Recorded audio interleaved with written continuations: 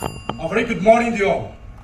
Most respected, honorable judges, respected chairperson, respected officers, JCs, audience, and my dear fellow participants. I, Rifleman P.W. Muji, on behalf of 22 Sector Assam Rifles, have the great privilege to stand before you to debate on the topic of the day. It is difficult to value human rights when facing bullets in the field. I propose to debate for the motion. From the very beginning, let us highlight what is human right. In short, the Constitution has given right to an individual, that is, right to freedom of speech, right to religion, right to culture, etc. In other words, we are all human beings having our own rights, which begin right from the birth. These are called natural rights. Now coming to today's our debate topic, I totally stand and agree with the topic. Because, why? It is a cardinal truth that as the sun rises from the east, so the terrorists and the militants rise in the midst of the public. Therefore, it is not so easy to differentiate between the public and the militants.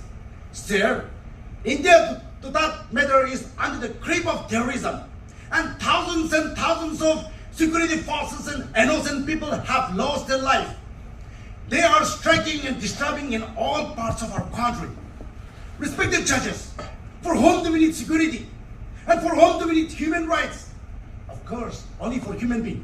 So we need to change our mentality regarding about the security forces and human rights now.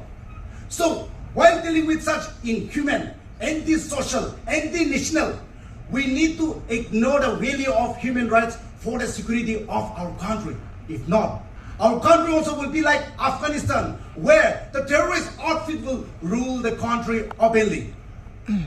Respected chairperson, sir, some of my body opinions are keep on shouting and arguing that it is not difficult to value human rights. And they are giving a lot of examples and facts. But here I will tell you the real story. Just I want to take you into the Manipur, where the conflicts between the two communities, where the cookies and mighties, and some of my friends are keep on saying that we the securities have made a peaceful situation. No. I was deployed there because there the citizens of our country were totally raped, tortured, and killed. So when I was deployed there for the peace and security, what happened? Even some armed insurgents fired on us.